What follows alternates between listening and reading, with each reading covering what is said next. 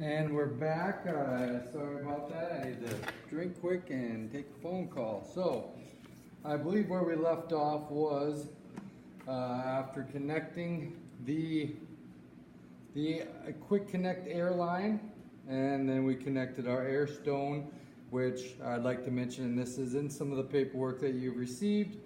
You should always soak your air stone for 30 minutes to an hour prior to use. And by the way, these are nice quality paw fly air stones. I've tested these versus many other stones, and honestly, bigger is not always better. It all depends on the size of the pump, and pump and stone go hand in hand. A bigger stone doesn't work well with a smaller pump. A smaller stone doesn't work great with a bigger pump. But if you have the right stone for the right pump, you will get just the airflow, if not better airflow, than you will vice versa. So we got this connected. Now we're going to go ahead and just go ahead and put that in there. And then we've got our air line that, and we're not going to unravel all of this, but you should have got 3 different pieces of this. 6-foot long pieces, 1 for each bucket, a stone for each bucket. Now you only get 2 pumps. Each pump does have 2 ports, and each pump also comes with a reducer, so you can go 2 to 1. You only really, I guess myself, usually only runs a pump per bucket. Or if you're going to go ahead and divide it up between the 3, I recommend go ahead and use 1 pump for the reservoir and 2 pumps, or 1 pump for the reservoir, and then divide the other 2 for the other 2 buckets, because you're oxygenating the water and then recirculating it, or you're just oxygenating the water. Either way, you're getting positive airflow and you're good to go. There's more than enough airflow. These do, but between the 2 ports, 4 liters per minute comes out to be roughly 63 gallons per hour that it can oxygenate. 126 total between the 2 pumps. And so, and whether you've got one with the older label or with one of our newer labels, actually, I'd say there's almost everyone's got just this label on it currently. Either way, they are the same pump. There's a adjustable dial. You're going to want that turned all the way up on both pumps. There's never really any need for you to have that turned down. Now let's say if you're going to go with the pump per bucket and then not one for the reservoir, which gives you an extra air stone and an extra tubing. Take your reducer, put one end on, put the other end on. As such, connect your air tubing to the single port.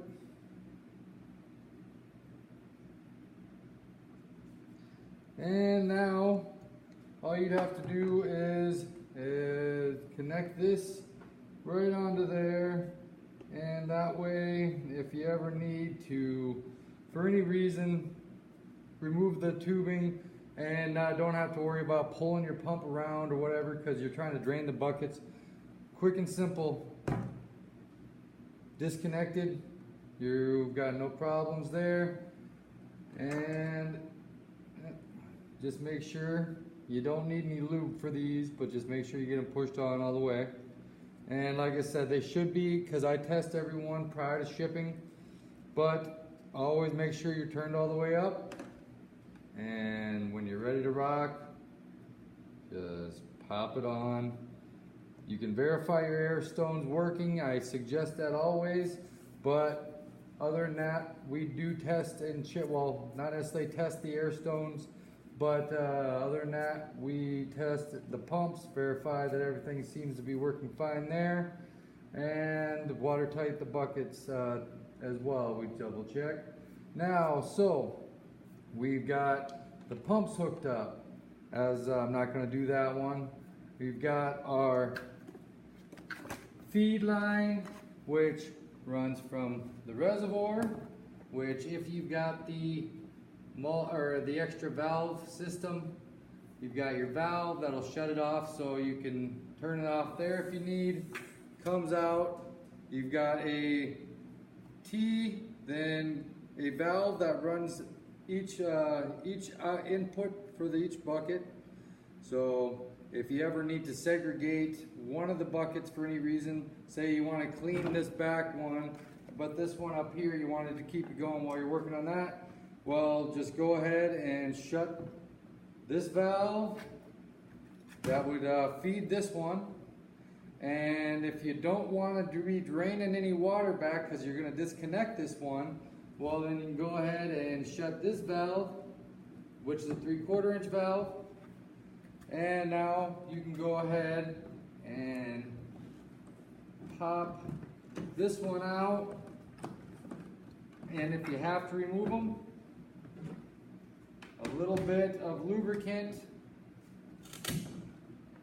You just put it, which if they're full of water, you won't have this issue because they'll already be wet. But just if you need to, you put a little bit on the inside of that grommet and everything. Not necessarily a necessity, but then you just wiggle with a firm force, pop it off. You will have whatever water that's in here between the valve and this valve that you're going to lose. So you're going to want a drain pan, some sort of catch there. But you know what, we haven't done a full overview yet, so we'll put that back in. Put this lid, get it out of the way. Last thing, well, not a second to last thing, your rockwool cubes. You're going to want to soak these for kind of similar to the air stone, about an hour roughly. And you're going to want to do that preferably, not a necessity, but in a 5.5 pH balanced water solution. And then once you've done that, these are got pre-poked holes. Just go ahead and open that with a toothpick or something along those lines, tweezers. Put your seed. You don't have to, and I'm not going to even give you a specification on the depth of that. That all kind of depends on the type of plant you're growing. But I would recommend usually about 1/8 of an inch. Some require deeper, some you want to almost germinate them in a different way and then plant them in here. That is something that you'll have to determine with your specific plant that you're growing. But 5.5 solution, hour-long soaking, ideal. We'll leave it up to you from there on. But each one comes with a 2-pack per bucket. So if you got a 2-bucket kit, that's 4 total cubes. So, and then this is not the water pump that comes with this kit at all. But since I don't want to open up that box, and this is just one of my spare ones I got lying around, there's going to be a piece of half-inch tubing. Now this is going to, and this doesn't even have a fitting on it currently, but there's going to be a fitting that's going to pop into the top of your pump. You're going to pop this on there. And then on the end, and then we're going to go ahead and run our power cord through inside the reservoir.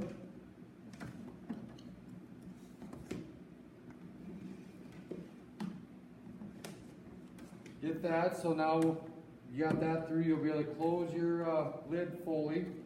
And then this, with the suction cups, you'll seat that down and where you'd like it positioned in your bucket. And then on the inside here, you're going to take the opposite end that's not connected to the pump. And some of them may come with a elbow, depending on if you're a different style where you don't have as wide of a gap. Some of them you won't. But this will pop on the inside barb of this valve or straight barb fitting. And that just will pop on one end. there should be enough of it sticking through. You pop that on, pop it on here. Now this pump will draw in through your front, through the pre-filter, and onward and foremost. That's basically all you need to do to hook up your pump there.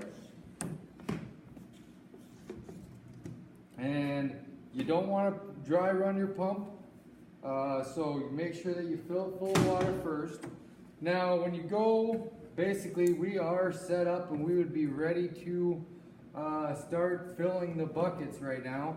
We're not going to fill them currently in this video. If you would like, please leave a comment and we can show you one operating. I should have several videos actually of some of these already. So my preference is to close this valve, and this valve. Now I can put in 5 gallons into the reservoir and it's not going to go anywhere. Now that way I can verify all my fittings on the reservoir are watertight. If for any reason why there wouldn't be, we do have a guarantee watertight, so you contact us, we will more than make it fair, but we've never had anyone have to contact us for such a problem. Now once this is full, if you want, you can do each one individually. You make sure this valve is off, this valve is off, those two are already shut, you can add it.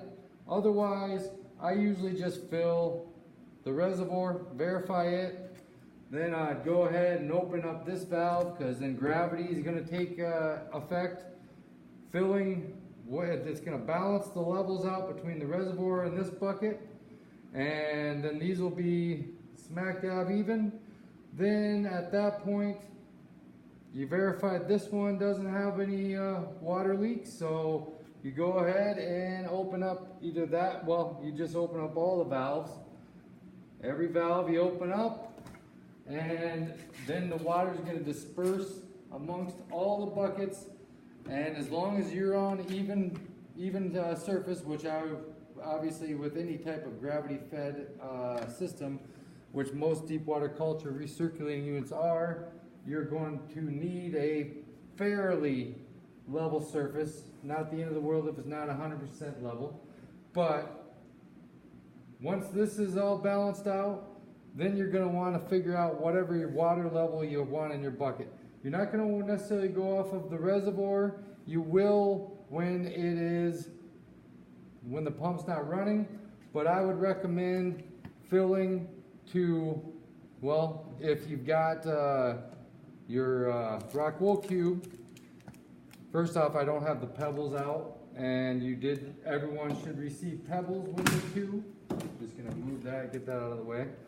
But I usually recommend going ahead and either germinating just in the cubes, or if you're going to put them in this right away, I recommend doing a small layer of pebbles at the base.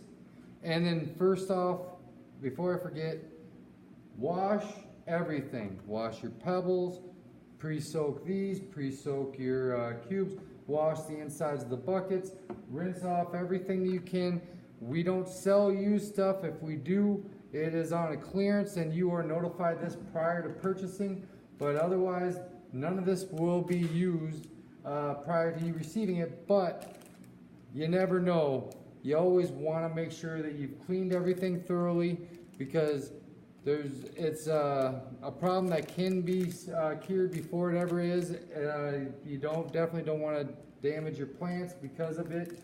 So wash it. That includes your pebbles. Go ahead once you've got something started up here. Otherwise, if you're going to start it right here, you can put your pebbles in. You're going to want to leave up so this won't be sticking above the top of the lid. You're going to want to have about a 1/2 inch from the top of the lid where your rockwool cube would be. And then you're going to want your water level to be no more than an inch no closer than an inch from the bottom of your rockwool cube. Now with the air pump and the recirculating of the water, there will be enough from the air bubbles coming up that will pop, that will keep this moist from an inch below where this is seated. And you don't need to oversaturate.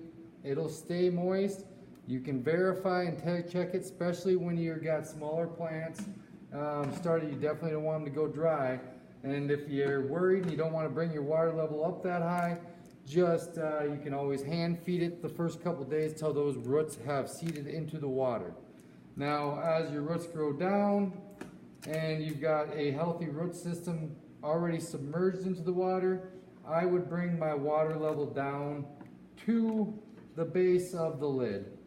If you've got the rock wool cube seated further down within the lid, you're going to want your water level just a little bit lower. So basically I'm thinking I would put it here. I'd want my water level here, somewhere in this area, which would be about 1 ring up. And then as it's becoming more of a mature plant, the base of this. And that's something that, once again, depending on your plant, depending on how you want to go about it, nutrient level, style, and everything, that is open to suggestion. I would suggest doing some research, or hit me up if you've got any additional questions on that. And then once everything's open, get your air pumps running, simple plugging it in, and those are ready to go. Once your pump has been submerged in the water, plug it in, make sure this is open, make sure those are open. It'll send the water through the feed line, coming to your tee, dividing evenly to your 2 buckets, and this is called an undertow for a reason. You won't necessarily see the water just swirling around in there. Now, if you want to verify how quickly or how much water is moving within your system, just for a moment, go ahead and turn that valve off or that valve off, and just watch how quickly that water level rises. That's also a good way to bring your water levels up, as you can always adjust the valving here. I don't suggest ever adjusting the valving on the return lines personally, just mainly because you want as quick and as fast as a return as you can get. And then if anything, you're going to want to adjust. If you want it evenly between the 2, you can adjust right here, and then that will stop the slow it down prior to the division of the water flow. Or if you're on a little bit uneven ground and you want just a little bit less flow to this bucket, you're going to want to just barely spin it in, and you're going to want to monitor it as well as the whole system for a few minutes. Once you know that it's stable, which should about 5 minutes, you should realize exactly where your water levels are at. You're ready to go and you're ready to grow. So quick overview. We've got 5.3 hinged lid reservoir.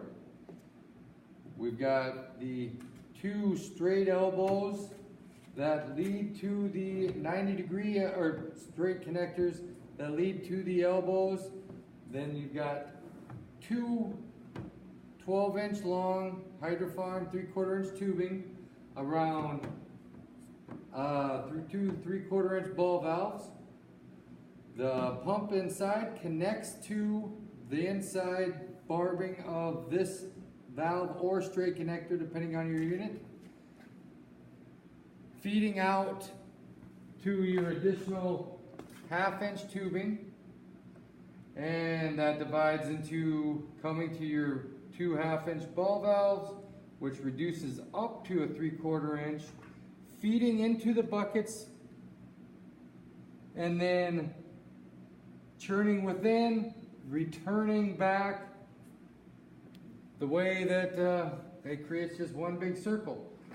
And these do hold together very well. I don't recommend doing this with full buckets, but you can easily grab, you need to move it, you want to set it up in one room and position it in another, that should not be an issue.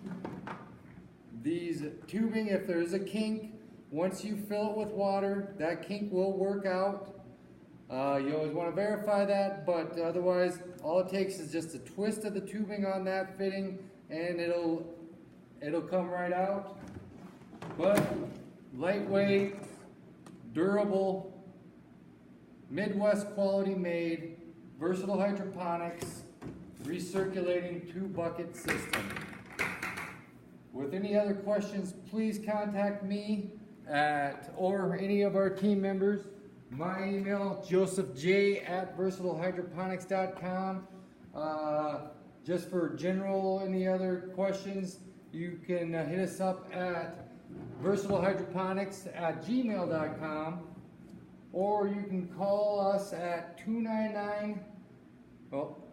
605-299-2771. And once again, 605-299-2771. Have any questions, leave comments, concerns, anything. We're always open to listening as we customize for lots of different people. And we will work and help you get going so you can have a successful grow, as we love to grow as well.